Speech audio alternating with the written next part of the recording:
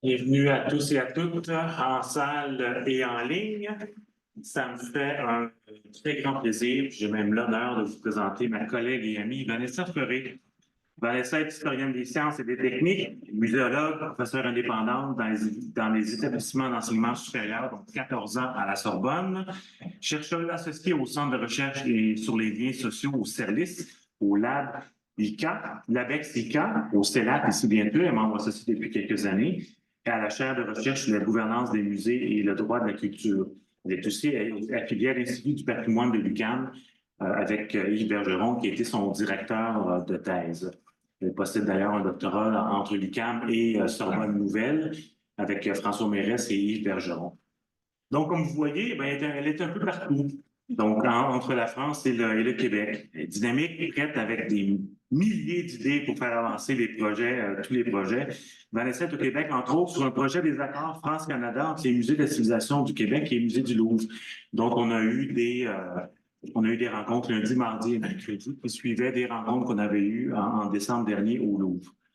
Puis comme si tout ça n'était pas assez, Vanessa est depuis un an chargée de mission pour le patrimoine culturel immatériel et l'ethnologie du Cognac.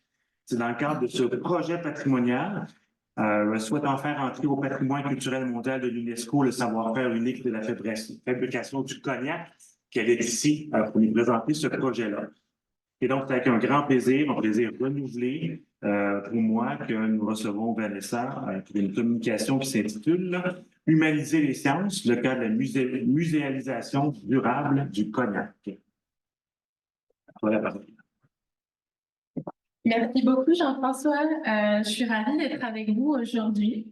J'avais vraiment hâte de vous présenter ces nouveaux projets, vraiment des projets de terrain, où je fais beaucoup de belles rencontres. Et puis, voilà, c'était vraiment un très grand honneur pour moi de présenter ces travaux à l'Université Laval à Québec. Alors, cette sauvegarde du patrimoine culturel, immatériel et ethnologique du Cognac, en fait, elle est arrivée depuis quelques années sur le territoire cognacais, où on a réfléchi en fait à faire l'inventaire des patrimoines matériels et immatériels. Et puis en 2020, il y a eu une reconnaissance au patrimoine culturel immatériel français des savoir-faire du Cognac. Et donc, en toute logique, eh bien, parmi les 500 éléments français qui sont reconnus sur cet inventaire national, du coup, on en a déjà 27 qui sont classés en tant que patrimoine culturel immatériel de l'humanité. Alors, en cette célébration du 20e anniversaire 2003-2023 de la Convention, je vous propose ici un aperçu de ce qu'est le patrimoine vivant de l'humanité.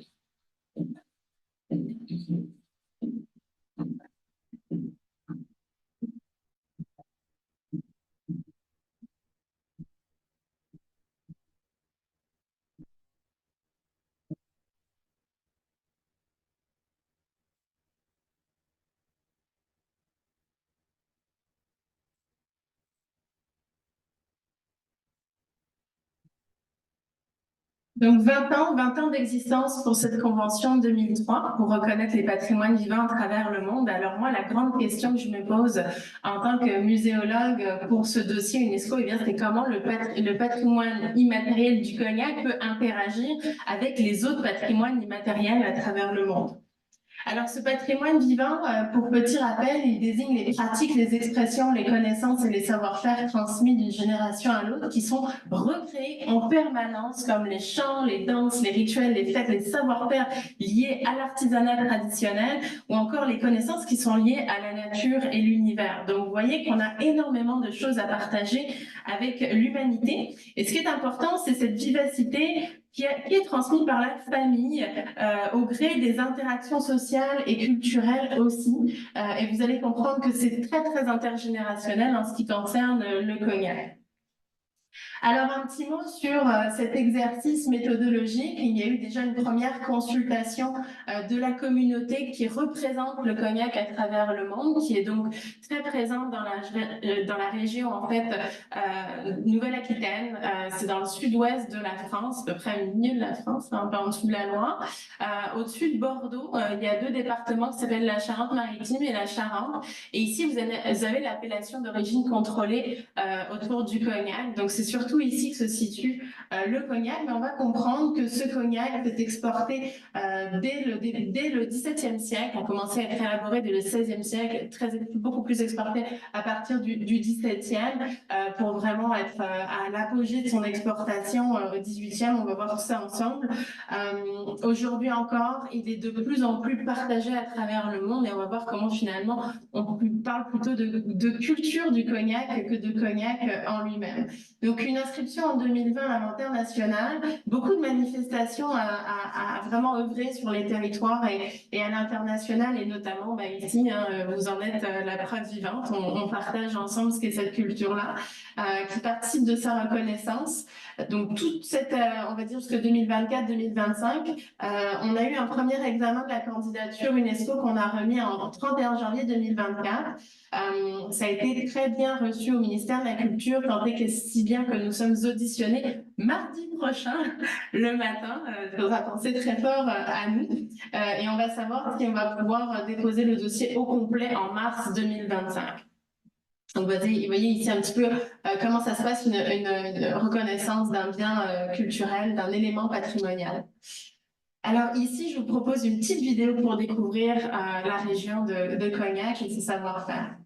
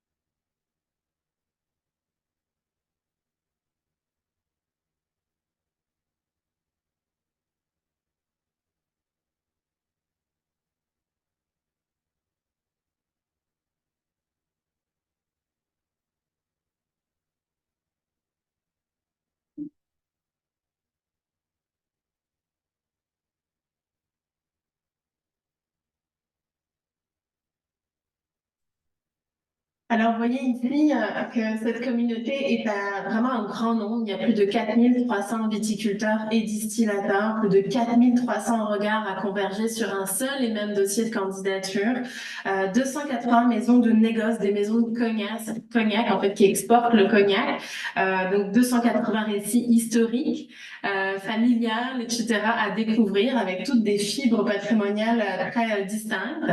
On a ici d'ailleurs un petit mot du président de l'association des savoir-faire du cognac, Jérôme Sorisseau, qui est donc le collègue de Jean-Bernard Delarquet, qui œuvre pour la partie privée. Jérôme est président de l'agglomération Grand Cognac et œuvre pour la partie publique. La vidéo se charge, j'espère que ça va fonctionner. Il y a beaucoup de suspense. Elle est un petit peu plus lourde, alors c'est normal que ça mette un petit peu plus de temps, mais elle va arriver. Et donc Jérôme Sorisseau est viticulteur, distillateur. C'est lui qui va être à l'origine, avec Jean-Bernard Delarquet, de cette dynamique en fait de reconnaissance internationale. Alors du coup, j'ai beaucoup de chance de les avoir. Et il tenait à être présent par cet enregistrement avec nous aujourd'hui. À tous et à tous, je suis très heureux d'intervenir ce matin. Si je ne me trompe pas par rapport au décalage horaire, mais plutôt même en début d'après-midi, si vous êtes très heureux d'intervenir devant vous pour témoigner avec ma double casquette, à la fois viticulteur dans le Cognac et président de l'agglomération de Grand Cognac qui gère en direct deux musées pour montrer un petit peu l'esprit dans lequel nous gérons pas. Très heureux d'accompagner Vanessa Ferré, qui travaille avec nous à fait de danse, au patrimoine culturel et matériel de l'ensemble du savoir-faire du Cognac. Alors, le Cognac, c'est particulier, puisque c'est un produit qui est connu, j'allais dire, dans le monde entier, puisque vendu dans plus de 150 pays, qui a une histoire multiséculaire, un produit très artisanal, malgré son succès et les volumes vendus dans le monde entier, puisque de très nombreux États, à la fois les outils de production ne peuvent pas permettre de faire des gros volumes. À chaque fois, on a un processus de distillation dont l'appellation d'origine contrôlée limite le volume autorisé à chaque passage. Donc, cette partie artisanale, on la retrouve. On la retrouve également par l'intervention de l'homme, hein, puisqu'il y a de nombreuses particularités, de nombreuses étapes là encore, où c'est l'homme qui intervient. Il ne peut pas y avoir de dispositif qui le remplace. Donc, ça en fait un produit à la fois très paradoxal, qui parle au monde entier, dont l'histoire est très riche, et qui pour autant se produit de façon très artisanale.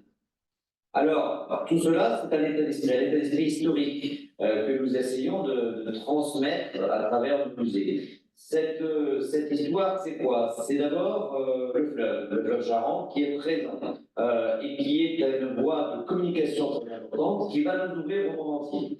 On nous ouvrir au monde entier avec l'arrivée d'abord de négociants anglo-saxons qui arrivent à Rochefort, qui remontent la Charente et qui décident de s'arrêter à Cognac parce qu'ils y découvrent quoi? Une vie produit d'un vin plutôt qualitatif pour la distillation, pas forcément en boisson directe. C'est un vin plutôt qualitatif qui lit très bien cette distillation, qui produit une vie très subtile, très particulière. Et rapidement, les négociants vont comprendre qu'il y a moyen de commercer cette vie dans le monde entier. Donc le fleuve Charente est fondamental. Sans fleuve, pas de négociants, et sans négociants, pas de cette histoire de conquête du monde entier. C'est aussi une histoire très liée au protestantisme. Le fait d'être ouvert sur le monde a ouvert très rapidement la paysannerie locale, sur les idées nouvelles, ce qu'on appelle, et donc une terre qui va être très protestante, avec plusieurs conséquences. D'abord, de vie plutôt cachée, à cause des répressions, évidemment, dans les guerres de religion, mais aussi, là encore, beaucoup de protestants qui partent dans d'autres pays plus tolérants à l'époque, et qui en deviennent des ambassadeurs de notre haute ville Cognac, qui deviennent également des importateurs, et donc qui, petit à petit, conquièrent le monde. Autre processus aussi qui est important dans le Cognac, c'est un produit qui se vieillit très longtemps. On dit ici qu'on vend l'eau de vie produite par ses parents et on prépare le vie qui sera vendu par ses enfants parce que le processus de vieillissement est fondamental de la qualité du cognac qui va être produit puisqu'on garde des eaux de vie 20, 30, 200 ans sans aucune difficulté. Et ce qui donne d'ailleurs un autre rapport au temps. Un rapport au temps qui est aussi synonyme et qui illustre parfaitement l'état d'esprit de donner du temps pour faire de la qualité. Et ce qui est de plus en plus anachronique dans le monde dans lequel nous vivons. Ce rapport au temps, pour vous donner un exemple, c'est-à-dire que l'eau de vie, juste produite et mise tout de suite dans des fûts en chaîne, va vieillir et atteindre un point de maturité. Et quand l'eau de vie est à cette maturité-là, eh bien, on l'enlève, on la met dans une bouteille en verre avec une dalle qui est bouchée et avec de la cire pour qu'elle ait contact avec l'air. Et on va laisser cette vie à maturité et elle ne bouge plus. Ainsi, quand vous visitez des maisons de cognac, vous voyez des eaux de vie de 1808, 1809, 1810. Bref, tout d'un coup, c'est un voyage dans le temps quand on regarde ces récipients remplis parce qu'on imagine la société, le monde, au moment où les paysans ont fait cette vie. Ce rapport au temps, d'ailleurs, a illustré les personnalités politiques. Je pense au président de la République, François Mitterrand, qui disait tout le temps, souvent, il faut laisser du temps. En parlant de personnalité politique, ça aussi, le Cognac a construit d'autres personnalités. Je pense à Jean Monnet, qui était le fils d'un négociant de Cognac, et dont le père l'a envoyé très tôt, dès ses 16 ans, parcourir le monde pour commercer et vendre du Cognac. Eh bien, ce parcours du monde en a fait une personnalité qui comprenait bien les subtilités des différents pays, de leurs histoires, de leur politique, de leurs diplomates, et ça en a fait du coup un des constructeurs de l'entente entre nations à différents niveaux, et particulièrement un des pères fondateurs de l'Europe. Voilà. Bon, très rapidement, quelques exemples. Alors, nos musées, c'est quoi? En fait, on a un musée d'abord de savoir-faire du cognac. Ce musée, l'objectif, c'est de permettre à chacun de comprendre, l'histoire du cognac, comment on fait le cognac, comment on le fait, la culture de la vie, ses spécificités, la résilience spécifique du cognacé à la grande crise du phylloxéra. Cette résilience est due justement au fait que c'est une vie stockée. donc amortir cette destruction du vignoble en attendant la réimplantation d'un vignoble résistant.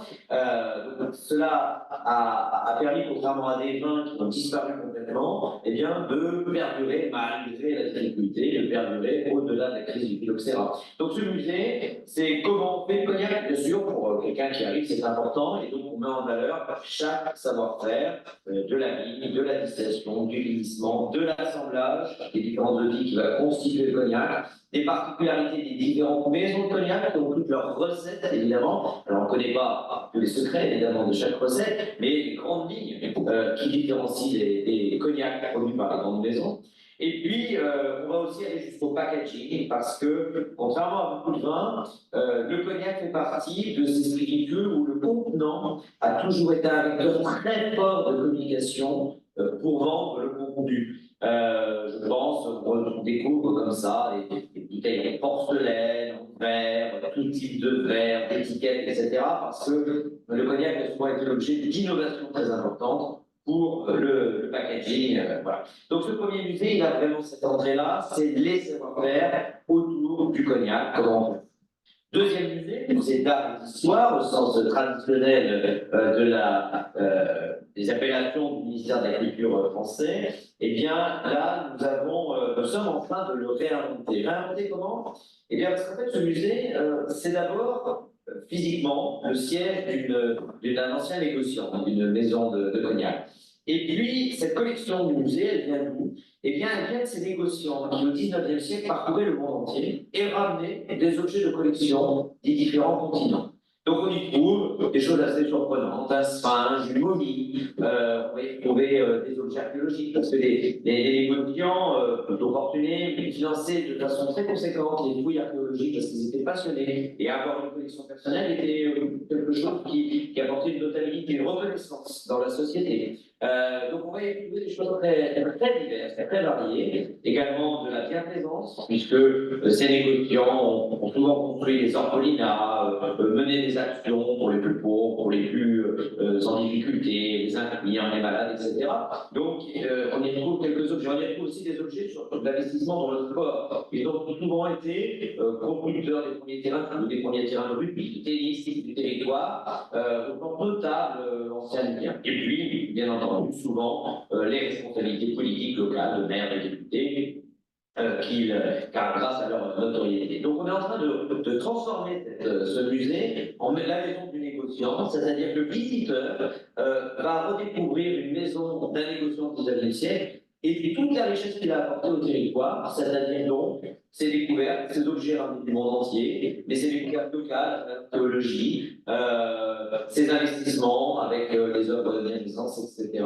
Et donc ça, c'est tout un étage du musée qui sera une maison de négociants comme on la trouve au XIXe siècle, et ce sera le prétexte à découvrir des objets de grande collection, parce qu'on y a aussi des portraits, on a aussi des grands objets de verrerie d'art, puisque là aussi, le Cognacé était un lieu où les maisons pouvaient investir et dont les artistes venaient pour se faire héberger, libre cours à leur imagination et à leur créativité. Et donc on y retrouve des pièces de très remarquables, de grandes collections. Et donc c'est tout cela qu'on va trouver à travers ce musée d'art et d'histoire qui, par ailleurs, aura une partie un petit peu plus traditionnelle, reflétant des richesses du territoire de Cognac au sens large, je pense là aussi archéologique, au sens voilà, du fleuve, de la présence du fleuve Charente, voilà, un certain nombre de choses.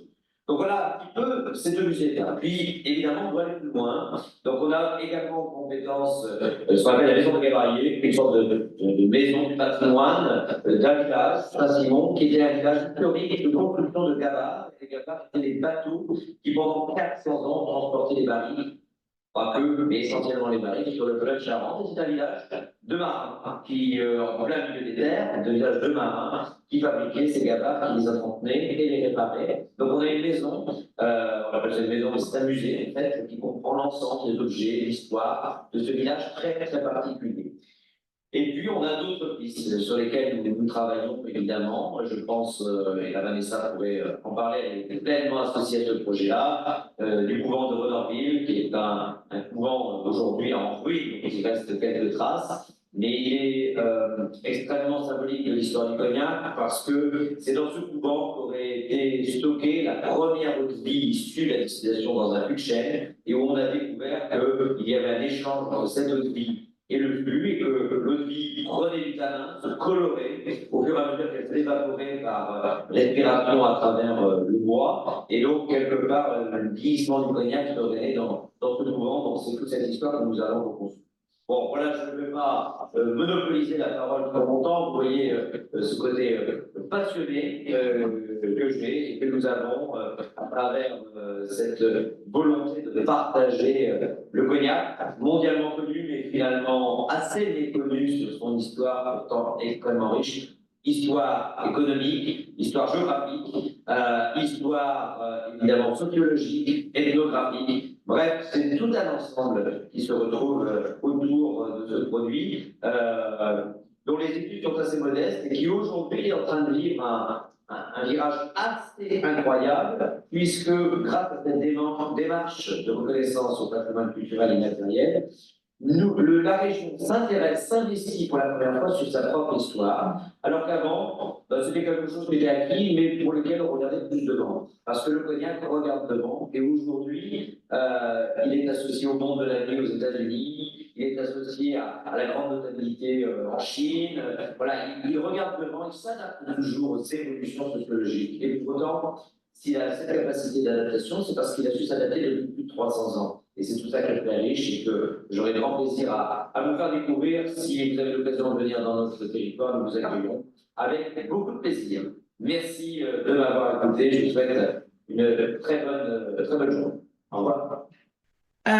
Donc c'est ça, l'idée c'est vraiment de comprendre l'aventure humaine du cognac, hein, cette culture du cognac, ses interactions sociales, ses connaissances et ses savoir-faire. C'est le titre qu'on a donné en fait au dossier de l'UNESCO en candidature.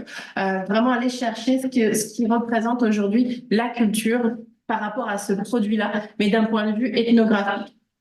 Alors, ce qu'il nous faut, c'est transmettre le patrimoine, montrer que le patrimoine n'est pas le passé, mais qu'il est bien le présent sur cette convention de 2003, qu'on a une construction avec des liens qui s'opèrent, des liens multiples pour pouvoir le transmettre, donc bien sûr intergénérationnel, mais pas que.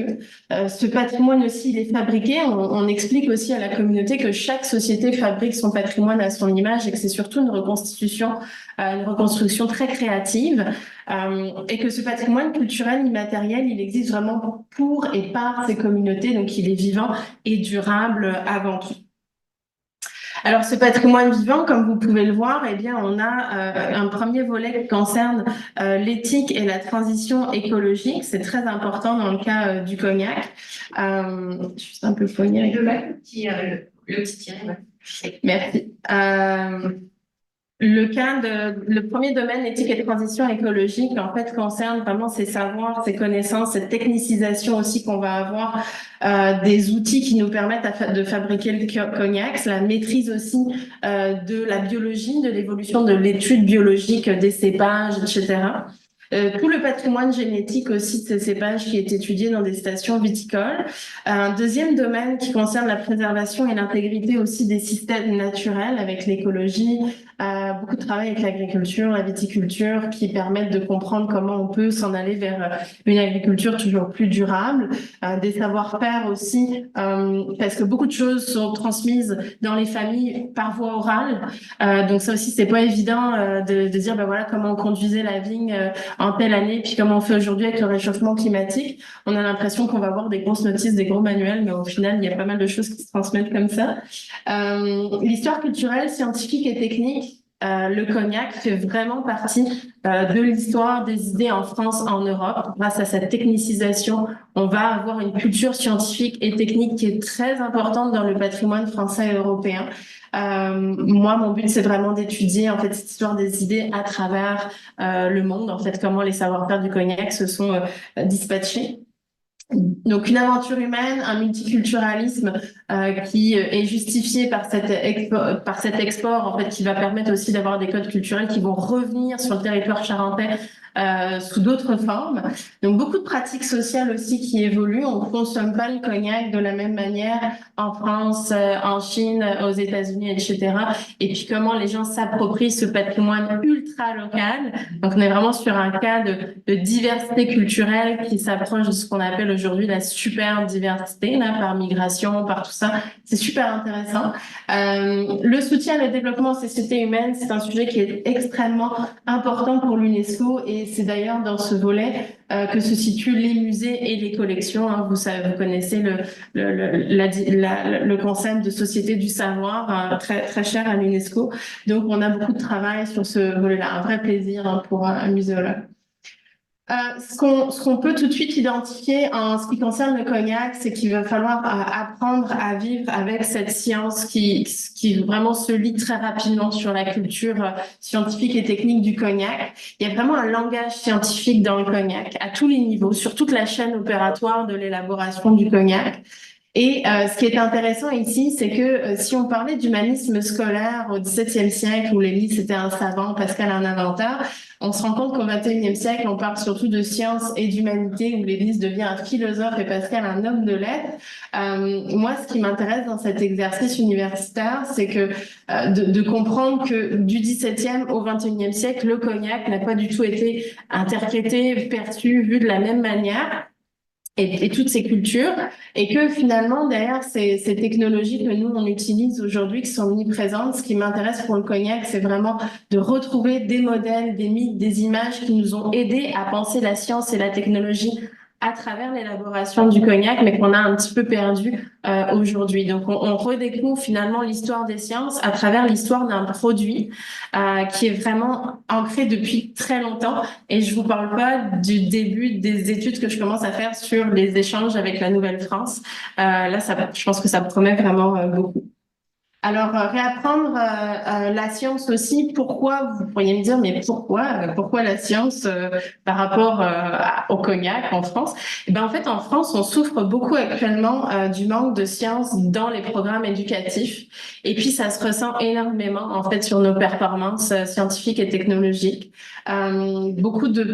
Par exemple, au collège, on va supprimer les sciences ou la technologie. Au lycée, si vous prenez option littérature, vous n'avez plus de maths. Enfin, voilà, c'est vraiment catastrophique. Et du coup, ce qu'on a vu, c'est que dans le cas du cognac, science et histoire sont vraiment très, très imbriquées, qu'il y a une présence majeure des sciences expérimentales, de la physique, de la chimie, des sciences de la vie et de la terre, tout est imbriqué et finalement, on peut vraiment travailler en toute interdisciplinarité. Ce que je vois, moi, à chaque fois que je discute avec les gens de cognac, des viticulteurs, aux maîtres de chai, aux distillateurs, je vais vous montrer tout ça, c'est qu'on a vraiment un besoin d'histoire qui est omniprésent, soit son histoire familiale, soit son histoire entrepreneuriale, mais on a vraiment une espèce de réécriture collective qui est en train de s'opérer parce qu'il y a ce sujet dossier UNESCO, c'est une opportunité et tout le monde va aller fouiller dans sa propre histoire des sciences. Et du professeur Tournesol qui réfléchit sur l'ADN des cépages, jusqu'au viticulteur qui va vouloir se recréer une tradition orale suite à un lieu, avec l'esprit d'un lieu. Enfin, je vais vous parler de quelques exemples. Donc, on a un besoin d'histoire qui est omniprésent sur cette communauté, c'est vraiment très, très fort. Donc, encore une fois, transmettre le savoir, le fabriquer, etc., comme je vous le disais, faire comprendre que cette histoire, elle est parfaitement compatible avec des savoirs vivants et durables. La nature aussi, c'est un très, très gros sujet sur le cognac. C'est un peu comme une fascination là d'extraire le meilleur de la nature, puis de le transformer, etc. C'est quoi la limite des connaissances humaines vis-à-vis des réactions chimiques, biologiques de la nature? C'est vraiment une relation de couple qui est vraiment très, très importante. On a une communauté qui est très consciente que le vivant ne se maîtrise pas. Il y a ce côté un petit peu magique, aléatoire, qui s'opère tout le temps au fil des saisons sur la viticulture, sur la saison des vendanges, etc. Mais aussi, par exemple, dans la distillation. Aujourd'hui encore, on ne sait pas précisément ce qui se passe dans un alambic quand on distille de l'eau de vie de vin. Et ça, c'est un petit peu magique. Des territoires culturels qui sont donc à réexplorer en fonction des fondements de la société charentaise, dans le respect des personnes, de leur intelligence et de leur créativité à tous les niveaux de production du cognac. des richesses écologiques, humaines et sociétales, un monde transculturel qu'il faut aussi expliquer à la communauté.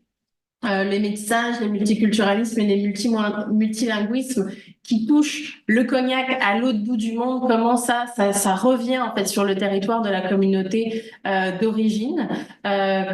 Voilà, comment on leur explique ça, parce que tout le monde ne voyage pas aux quatre coins du monde aussi vite que le cognac le fait lui. On a beaucoup de ressources environnementales, patrimoniales, on nous lègue des éléments patrimoniaux, on nous lègue aussi des bâtiments. Récemment, on nous a légué une chapelle du XIIe siècle à 1 euro symbolique pour le dossier UNESCO, où dans cette chapelle, la chapelle de la Renorville, il y aurait eu la découverte du vieillissement naturel du cognac. On aurait retrouvé des barriques de cognac et le bois a fait roussir en fait le liquide, et c'est comme ça qu'on aurait découvert. Voilà, donc ça je ne peux pas vous en dire plus, mais l'idée c'est vraiment que cette culture cognac est bien sauf comme une lecture du monde et que ce soit profitable à la fois aux quatre coins du globe et puis aussi bien sûr sur le local.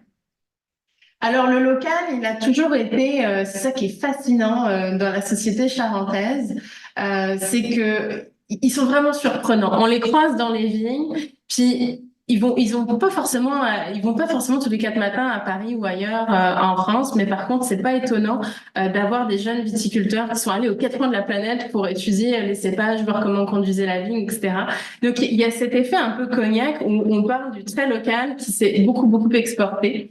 Et on retrouve des éléments culturels en lien avec le cognac un petit peu partout. Récemment, j'ai eu une demande pour venir le mois prochain au Chili pour aider les collègues sur leur dossier qui concerne le paysage culturel du pisco, qui est aussi une double distillation comme à la charentaise, qui en fait reprend des éléments, des alambics, etc., qui sont issus de ces mêmes savoirs, mais à l'autre bout du monde, ils vont pas conduire la vigne de la même manière en palissage, avec le réchauffement climatique, des températures plus extrêmes. On se rend compte que les Charentais font aussi ça des fois. Voilà, ils y réfléchissent par rapport au réchauffement qu'on connaît aussi nous en France. Donc voilà, ce qui est vraiment intéressant pour moi, c'est d'aller chercher des lieux de savoir du cognac à travers le monde et voir un petit peu comment on peut apprendre tous ensemble de manière durable en retraçant les routes en fait du cognac. Pour ça, le musée est évidemment un très bel outil. L'association que je dirige pour ce dossier UNESCO, j'espère que vous pourrez voir la vidéo du vice-président aussi. En fait, on a plusieurs petits musées dans le Cognacet et le musée des savoir-faire du cognac a été rebaptisé par rapport à cette envie de valoriser les savoir-faire du cognac au patrimoine de l'humanité. Donc, en fait, le dossier UNESCO va permettre de réaxer scientifiquement le musée sur les nouvelles priorités, notamment autour du développement durable, puis surtout pour explorer toutes les cultures du cognac. En gros, c'est en train de devenir un petit musée de société qui va nous permettre vraiment d'aller à la recherche des infos qu'on peut avoir dans les collections. Qu'est-ce qu'elles peuvent raconter aujourd'hui? Donc, vous avez ce musée des savoir-faire du cognac, un musée d'art et d'histoire, mais aussi des muséums, des musées régionaux, nationaux, internationaux qui ont tous des éléments en lien avec le patrimoine du cognac. Des écomusées et des économusées que nous, on aimerait voir aussi fleurir sur le territoire, notamment un écomusée qui reprendrait la partie plus agriculture, en fait, vigne, vraiment avoir dans les vignes un petit écomusée frère jumeau de ce petit musée des savoir-faire du cognac qui lui serait plutôt un musée de société en centre-ville. Donc on a pas mal d'idées comme ça, on y réfléchit, c'est vraiment sur la table. Et aussi se rapprocher des centres de sciences ou de cités des sciences en France ou à l'international pour aller expliquer plusieurs phénomènes en lien avec ce que nous on fait dans le Cognacet. Enseigner les sciences avec les collections d'objets scientifiques, ça c'est vraiment une priorité. Puisqu'on a en fait un campus des spiritueux qui est une annexe de l'université de Poitiers à Cognac, enfin à Gonzac, mais c'est vraiment proche. Et donc là, l'idée c'est d'utiliser encore une fois des formations universitaires pour pouvoir valoriser les objets et que les objets puissent aussi servir de base, comme n'importe quelle bibliographie, dans nos cours. Ce qui est assez courant aujourd'hui à l'international, mais ça ne l'est pas tant, c'est pas un automatisme encore en France. Alors, comme le cognac, on aimerait être leader là-dessus.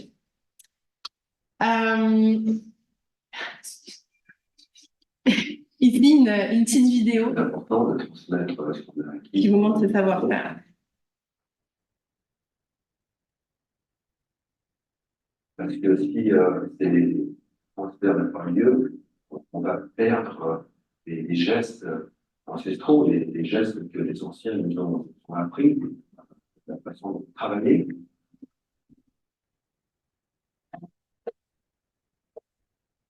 Je pensais qu'on a une part dans chaque bouquet de cognac, on peut s'en féliciter.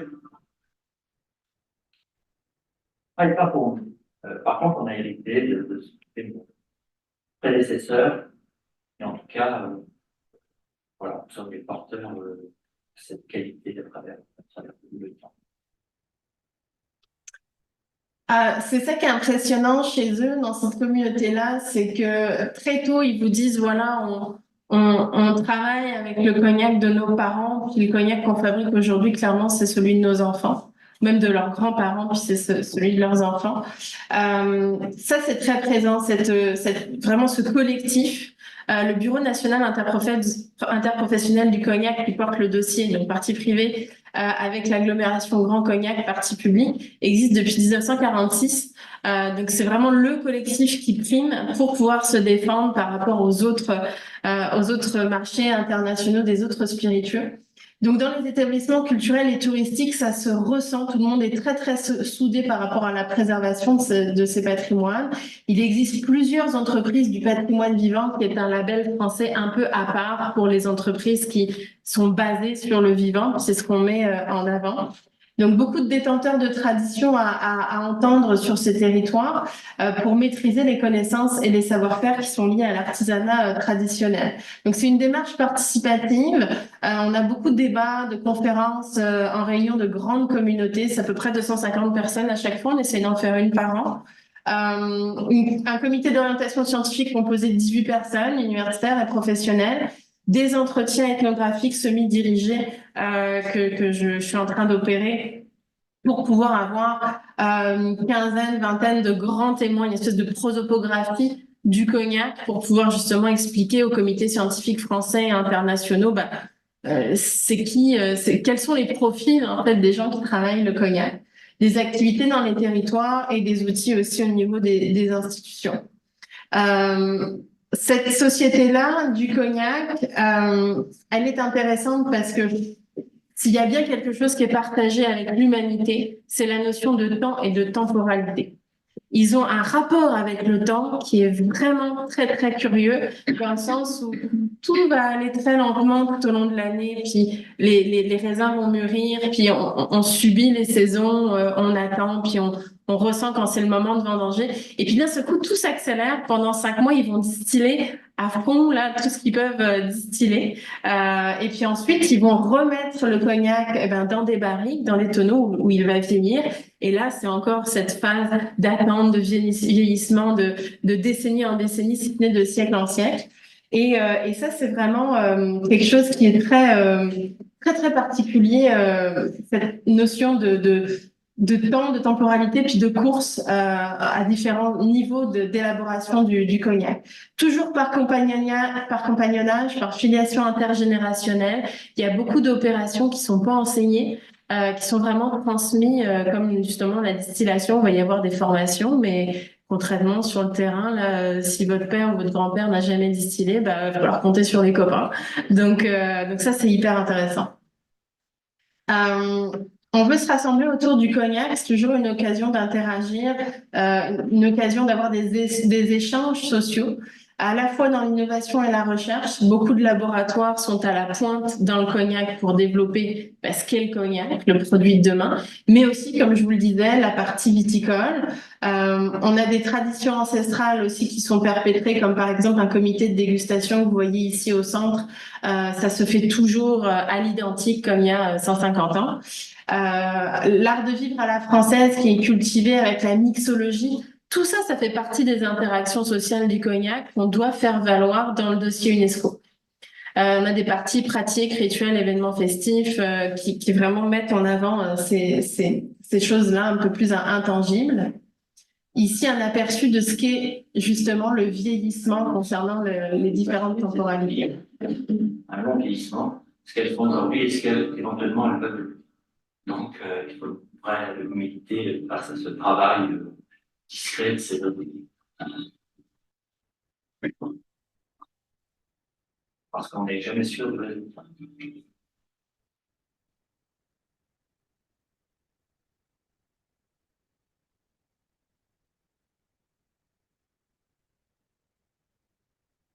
Donc, des mesures de sauvegarde à différentes échelles, des actions d'identification et de recherche et de préservation de mon côté. J'ai une collègue, Catherine Vacgenès, qui m'aide beaucoup, qui est la conservatrice à Cognac pour les musées. Anticiper la durabilité, bien sûr, sur ces opérations de sauvegarde, maintenir une recherche appliquée forte avec beaucoup d'expérimentations écologiques qui sont perpétrées par les maisons de négoce, leurs labos particuliers et aussi par le BNIC qui dispose de ses propres activités expérimentales. Toute une multiplicité de producteurs et de techniciens, de techniques et de techniciens à revaloriser aussi en fonction des spécificités d'élaboration du cognac, parce que les maisons de négoce font différemment du cognac et ont leurs petits trucs, des fois expérimentent d'autres bois ou des choses comme ça, tout en respectant un cahier des charges, mais à côté, la créativité humaine est plus forte. Et ils font aussi d'autres petites expérimentations. Le compagnonnage, comme je vous le disais, vis-à-vis de la reprise des activités des ancêtres aussi, la transmission est extrêmement importante. Bien sûr, on a des archives très dispersées. On a un projet de fonds d'archives pour permettre de récupérer notamment des fonds familiaux pour les familles ou même les entreprises qui ne peuvent pas conserver leurs archives. Actuellement, il n'y a pas grand-chose.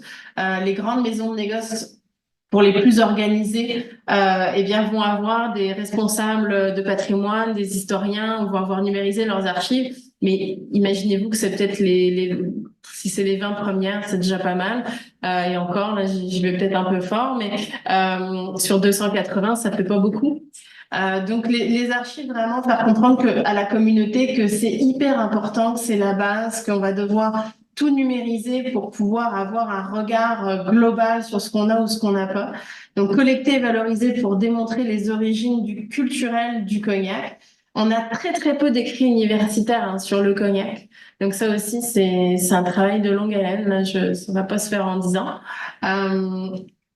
On a ici un autre petit musée qui est le musée d'art et d'histoire, qui est transformé en maison du négociant, qui lui va être un musée assez expérientiel où on va replonger justement grâce aux archives et aux collections privées et publiques que l'on a pu sauvegarder, dans l'univers du négociant. Ça va être vraiment le musée bourgeois, 19e, c'est quoi les collections exotiques, puis le quotidien du négociant, la bourgeoisie, l'univers des femmes. Donc ça va être plutôt un musée maison, une maison musée qui est vraiment destiné aux touristes internationaux, au public aussi familial pour se plonger vraiment one shot là, dans l'univers de ce qu'est un négociant. Alors, tout ça est très riche. Faut pas perdre de vue les objectifs de développement durable qui sont fixés par l'UNESCO. Ce qui est très étonnant, c'est que la convention, comme je vous le disais en introduction, date de 2003 et que la section sur le développement durable a été ajoutée l'année dernière. Donc, en fait, l'idée, c'est de profiter de ces objectifs de développement durable de l'UNESCO. Il y en a 17. Il y en a 17. Vous en avez ici plusieurs qui sont avancés sur le formulaire de candidature. Ça, c'est ceux que vous devez choisir sur le formulaire de candidature.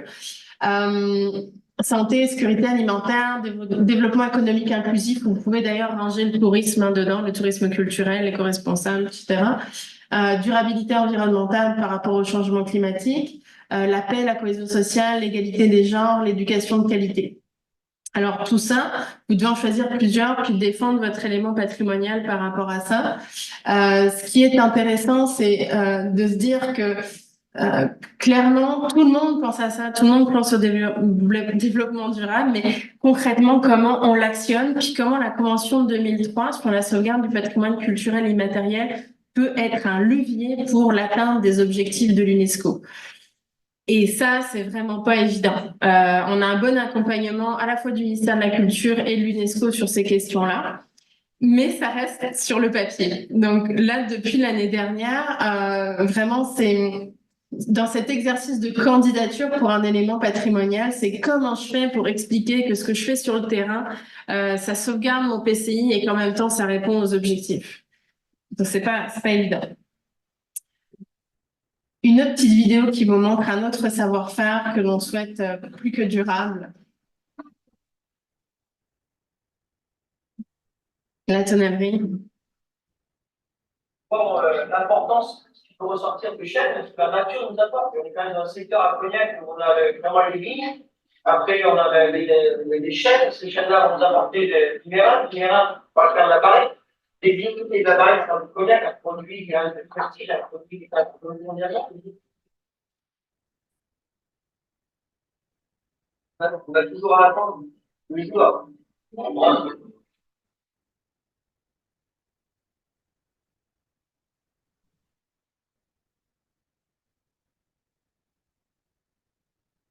Donc, c'est un des savoir-faire, des connaissances et savoir-faire liés à l'artisanat traditionnel sur la Convention de 2003 qu'on aimerait vraiment valoriser. C'est vraiment très important, à la fois pour les sites culturels et patrimoniaux, pour montrer ce qui existe en termes de savoir-faire. Il y a à peu près 550 tonneliers à Cognac. C'est hallucinant.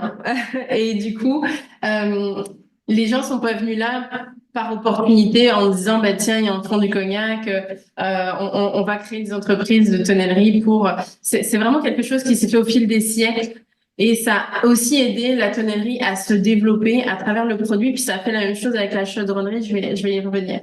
Des sites touristiques aussi, des hôtels, des restaurants. Toutes sortes en fait d'endroits où on peut faire valoir l'histoire, le mode de vie, les valeurs, la culture du cognac. Et bien sûr, on se le cache pas, c'est aussi des emplois futurs avec des formations bien adaptées, ce qui rejoint les objectifs concernant l'éducation de qualité. Donc des ressources durables par rapport aussi au changement de nos sociétés. Ça, c'est quelque chose qu'on le sait plus, nous, à l'université. Les questions de diversité, d'équité, d'accessibilité et d'inclusion. Concrètement, pour une communauté qui revendique un élément patrimonial, ça, il faut l'expliquer. Il faut dire pourquoi on fait ça. C'est quoi le gap entre le patrimoine national puis l'inventaire? Je dis, il y en a 500 en France. Et puis, finalement, si on décide d'être un patrimoine culturel immatériel de l'humanité, comme 27 éléments français sont sur les listes représentatives du PCI, pourquoi on le fait, puis comment on s'insère dans cet échiquier-là, comment on va interagir aussi au forum international annuel. Donc voilà, c'est beaucoup de pédagogie auprès des élus du territoire, puis des professionnels et des maisons. Ils sont très attentifs à ça. Et plusieurs maisons de négoce aussi sont déjà dans le jeu de l'UNESCO concernant des défis liés au réchauffement climatique, etc. Donc l'éducation, transmettre des savoir-faire, dans des valeurs aussi qui sont proches du réseau des écoles associées de l'UNESCO. On devrait ouvrir normalement en septembre 2024 une école de production. C'est un label français, une école de production en chaudronnerie, donc pour la partie cuivre, alambic, pour la partie distillation. Et donc, moi, j'aimerais beaucoup me rapprocher des écoles associées de l'UNESCO puisqu'on échange en fait des valeurs de citoyenneté internationale, d'apprentissage interculturel, bref, avec plein d'autres endroits sur la planète où on distille, que ce soit pour de l'alcool ou pour des plantes, peu importe. En tout cas, on fabrique des alambics, des outils pour ça. Donc, la question, c'est vraiment en quoi la culture cognac peut-elle être internationale aussi par ses enseignements. C'est ça qu'on essaye de faire valoir. Et encore une fois, pour avoir des échanges internationaux qui retombent sur l'ultra local. Parce que c'est un tout petit pays, les Charentes, c'est pas très connu, il faut y aller à Cognac, c'est quand même pas hyper accessible et des fois les jeunes partent enfin voilà, ont pas forcément le goût de revenir ou du moins s'ils s'intéressent pas directement au Cognac, c'est vrai que c'est un peu difficile dans la région de réussir différemment, même si ça évolue bien sûr. Donc, un petit aperçu de ce qu'est la distillation, qui est vraiment un des éléments très forts de cette candidature.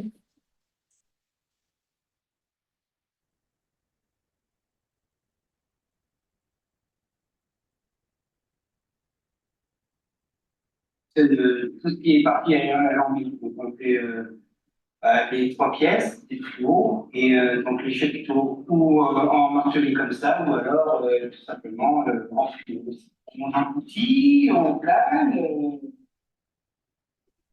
c'est joli quoi, ce qu'on peut faire avec le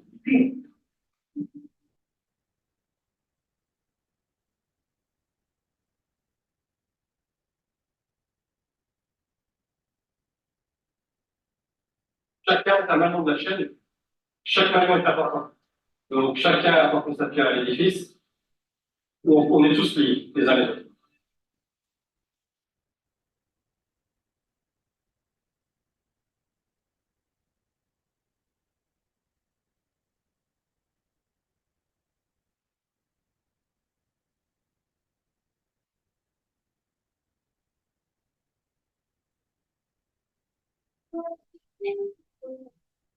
Le cuivre est une matière métallique qui tient la chaleur par rapport à l'inox, par exemple, le refroidir est très protéique, le cuivre tient la chaleur.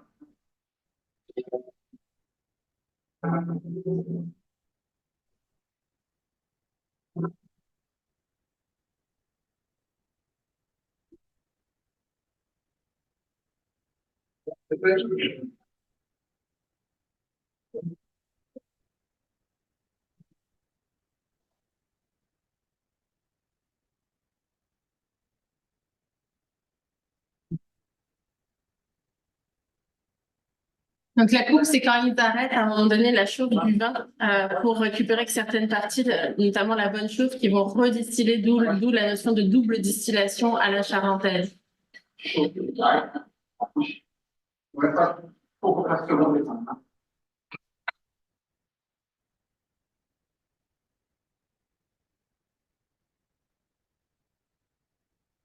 Donc c'est très technique. Il y a de plus en plus de femmes qui le font. Ça, je suis à l'affût de ça là sur cette partie les plus techniques. On a ici célébré lors de la 20e convention, la 20e anniversaire de la convention 2003 en décembre dernier.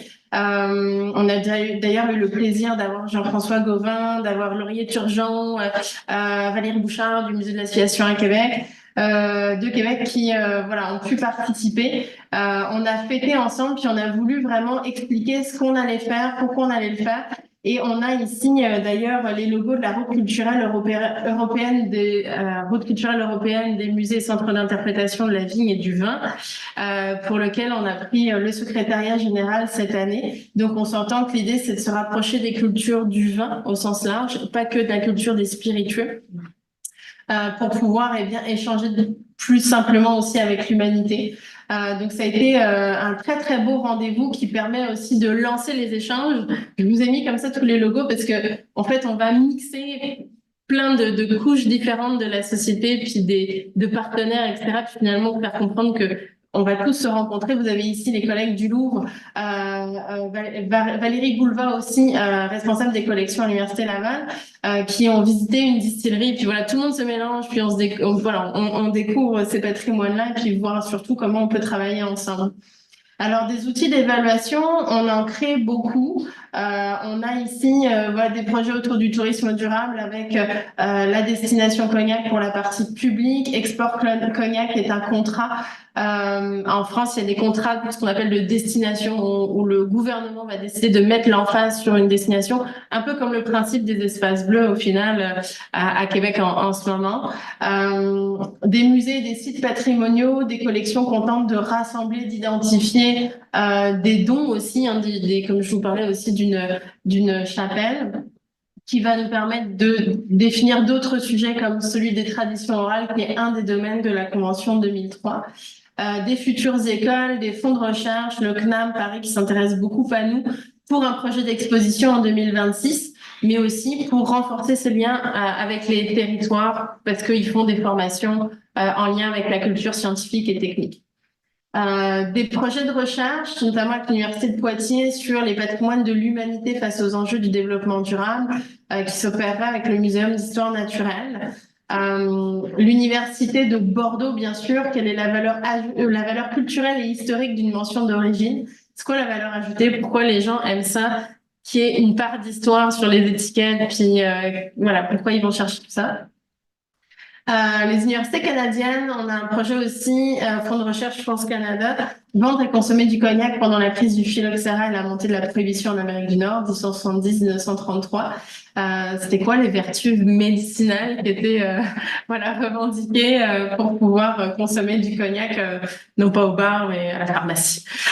Donc du coup, voilà, on a plein de projets intéressants qui sont en lien avec ces cultures du cognac. Des actions à l'association, voilà, justifier, inventer, créer, communiquer, faire rêver, bien sûr toujours avec le musée en priorité et surtout une communauté d'acteurs qui se fait le premier relais dans les territoires hein, de toutes nos actions. Le banc de la distillation prochain auquel je vous invite en 2024 sera fin octobre 2024. Eh bien, ce sera plus sur le thème des interactions sociales, la diversité des expressions culturelles avec une grande maison de cognac qu'on est en train, voilà, on est en train de tout valider, mais ce sera aussi un multiplex en streaming comme on l'a fait l'année dernière. Pourquoi le banc de la distillation? Parce qu'en fait, quand on revendiquait un élément patrimonial à l'UNESCO, c'est bien de le célébrer. Donc, on a inventé cet événement-là. Il y a eu plus de 1000 participants. Moi, je me suis amusée à faire des multiplex en streaming entre des musées, des sites de production, des distilleries privées. Puis, ça a super bien marché de mélanger les publics. Là, on a mélangé les questions. Puis, les gens se refréquentent différemment maintenant.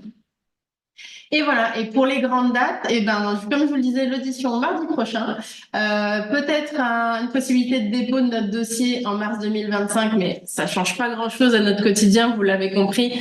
On a de la job en termes d'enregistrement, voilà, de préservation du patrimoine. Et on s'est fait proposer par l'UNESCO en décembre dernier de déposer une candidature pour devenir une ONG accréditée UNESCO pour pouvoir justement défendre ces patrimoines spécifiques sur l'international. Donc, on est très, très content de cette proposition. On peut le mentionner, c'était Laurier qui était là, donc du coup, voilà, on a vraiment aimé ça, échanger avec lui. Je vais vous laisser sur cette citation de Jean Monnet qui était au Stanley Park de Vancouver en 1912 ou 1913. Quand vous réunissez des hommes d'origine diverses, que vous les mettez en face du même problème et les chargez de le résoudre, ce ne sont plus les mêmes hommes. Dès lors qu'ils ne sont plus là pour défendre des intérêts, ils prennent sans effort la même vue. On aime beaucoup Jean Monnet à Cognac, parce qu'il est issu d'une famille de négociants. C'est le père de l'Europe. C'est les valeurs qu'on cultive. Alors, c'est pour ça que je voulais vous laisser là-dessus.